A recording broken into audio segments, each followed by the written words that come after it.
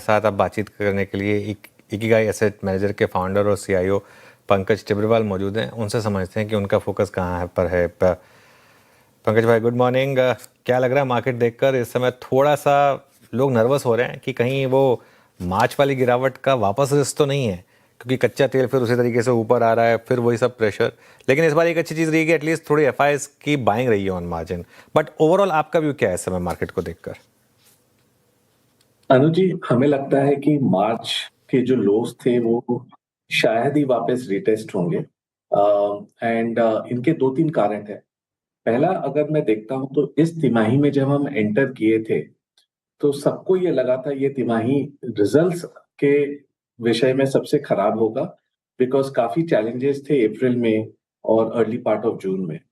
लेकिन अगर मैं आंकड़ों को देखता हूं तो करीबन 400 कंपनियों ने आउट ऑफ टॉप 500 ने रिपोर्ट कर दिया था परसों तक।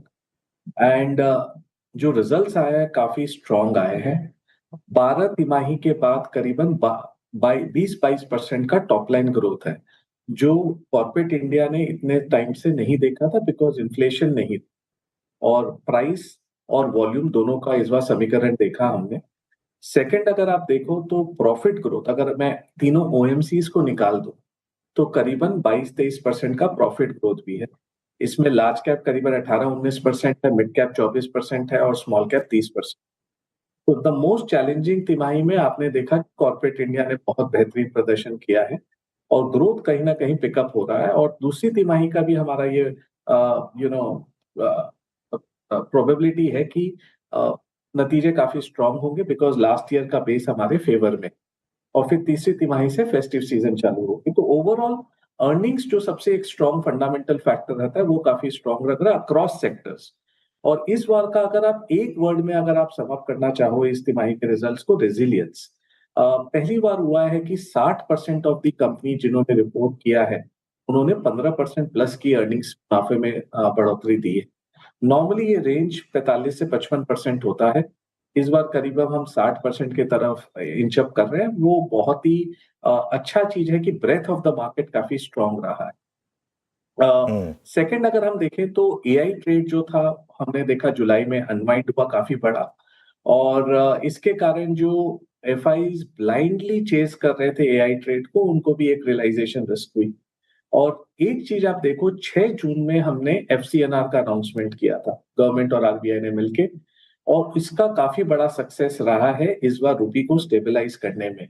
अभी तक $40 बिलियन का इनफ्लो आ गया है। और नॉर्मली अगर मैं 2013 से कंपेयर करता हूं तो ये फ्रंट एंडेड काफी स्ट्रांग रहा है, जिसने दो चीज की है। एक, आपके रुपी को स्टेबलाइज किया है और दूसरा, एफआईज वापस रिटर्न होने लगे हैं। दो कारणों के कारण, एक एआई ट्रेड अनवाइंड और एक रुपी स्टेबलाइजेशन। तो हमें लग रहा है कि अगर रुपी ₹2 ₹3 के रेंज में रहा, जो पॉसिबिलिटी है, और आने वाले समय में ये जो स्कीम है एफसीएनआर की, हमें लगता है टोटल $80 बिलियन ईसीबी और दो अदर स्कीम्स मिला के आ सकता है। तो ये कि स्ट्रॉन्ग लिक्विडिटी और करेंसी को सपोर्ट कर देगा, जिसके कारण एफआईज का रुझाव भी इंडिया की तरफ पॉजिटिव हो रहा है। मैं अपने इंटरेक्शन से आपको जस्ट अपडेट कर सकता हूं कि लास्ट 2-3 वीक में काफी सारे बड़े एफआई से हमारी बातचीत हुई है। एंड उनका रुझाव जो एकदम नेगेटिव की तरफ था, हमें एक सेंस आया कि वो न्यूट्रल की तरफ मूव हो रहे हैं। और इंडिया का लास्ट 2-3 महीने में जो प्रदर्शन रहा है ब्रॉडर मार्केट का स्पेशली, उसको देख के वो चाहते हैं कि वो अंडर वेट से एटलीस्ट इक्वल वेट की तरफ बढ़े। और जुलाई में हमने देखा एफआई सेलर बने। तीसरा जो सेंटिमेंट है वो ग्राउंड लेवल इतना खराब नहीं है अनुज जी, क्योंकि अक्रॉस द बोर्ड लोगों को फील हो रहा है कि ग्राउंड रियलिटी खराब नहीं है। चाहे वो टैक्स कलेक्शन में देख लीजिए, ऑटो सेल्स में देख लीजिए, जीएसटी में देख लीजिए, पावर डिमांड में देख लीजिए, ओवरऑल माहौल काफी ठीक है। और हमें लग रहा है ये स्टॉक मार्केट में भी सेंटिमेंट में रिफ्लेक्ट करने लगा है। लास्ट 2-3 अगर आप 1.5-2 हफ्ते से देखो तो मार्केट कंसोलिडेट जरूर कर रहा है, बट जहां भी अर्निंग्स आ रही है, मुनाफे में बढ़ोतरी है, सरप्राइज है, मार्केट उसे रिवॉर्ड भी अच्छा कर रहा है। मुझे लगता है बॉटम अप पिकअप मार्केट है जो हम लास्ट 3-4 महीने से बात कर रहे हैं, बट यहाँ हम कंस्ट्रक्टिव रहेंगे, बट एक चीज की कॉम्प्लेसेंट नहीं रहेंगे। पंकज, एक चीज और है, आपने जो बात कही एफआईएस की प्लेसमेंट, उनका व्यू, प्लस ये क्वार्टर की अर्निंग्स आपको अच्छी लगी, बट क्रूड आपके फेवर में नहीं है। आई मीन 70 का क्रूड 125 भी गया और फिर 90 की ट्रेजेक्टरी में है, और इस वॉर का अब तक कोई अंतिम छोर दिखाई दे नहीं रहा है। तो सबसे बड़ा रिस्क यही रहेगी क्या? और ऐसे में अगले क्वार्टर की अर्निंग्स, उसको लेकर आपका सेंस क्या कह रहा है? क्योंकि बाजार तो आगे दिख रहा है ना। तो अगर आप देखें कि अ, कच्चे तेल में एक बहुत बड़ा मिसकंसेप्शन है कि लोग ये सोचते हैं कि जो एक डेकेड 1.5 डेकेड पहले था, 10-15 साल पहले, कि $60-65 आपका स्वीट स्पॉट था, जैसे ही वो 80-90 होता है हमें बहुत बड़ा प्रॉब्लम आने वाला है। यस, ये प्रॉब्लम है क्योंकि हम ऊर्जा को इंपोर्ट करते हैं, कच्चे तेल को हम इंपोर्ट करते हैं, तो कहीं ना कहीं balance of payment, trade balance में हमारा प्रॉब्लम होता है।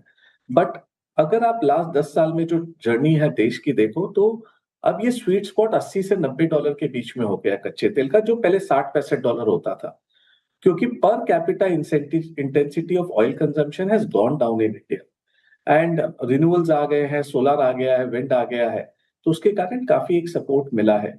द सबसे बड़ी हाईलाइट इस बार की ये रही कि आप देखो, जब कच्चे तेल वापस $100 गया अभी जस्ट 15-20 दिन पहले, रुपी नहीं हिला इस बार।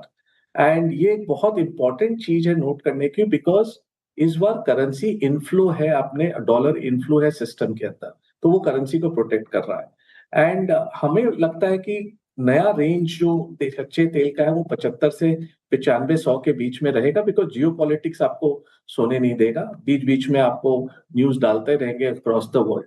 एंड इसके कारण आपको वॉलेटिलिटी मिलेगी मार्केट में, जो आपको अपॉर्चुनिटी के तौर पर लेनी है। बट अगर आप मुझसे पूछो, $80-90 का एक नया स्वीट स्पॉट है इंडिया के लिए। अगर वो $80 रहता है तो बैलेंस ऑफ पेमेंट पॉजिटिव रहेगा। जस्ट एक आंकड़ा आप लोग के साथ शेयर करना चाहूंगा।